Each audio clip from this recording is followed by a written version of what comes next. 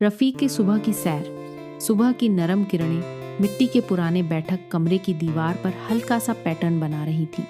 रफ़ी का आज हमेशा की तरह सूरज निकलने से पहले उठ गया था। कमरे में लकड़ी के पुराने फ्रेम टंगे थे। नीचे मिट्टी के फर्श पर एक पुराना दरीनुमा कपड़ा बिछा था। कमरे के एक कोने से बरामदे की ओर एक संकरा रास्ता निकलता था, जहां से ठंडी हवा का झोंका अंदर आ रहा था। रफ़ीकर ने चप्पल पहनी और उसी तरफ चल पड़ा। बरामदे के एक कोने में रसोईघर का दरवाज़ा खुला था। अंदर झांका तो मिट्टी का चूल्हा एक ओर सजा था। बर्तन साफ सुथरे क्रम से रखे थे।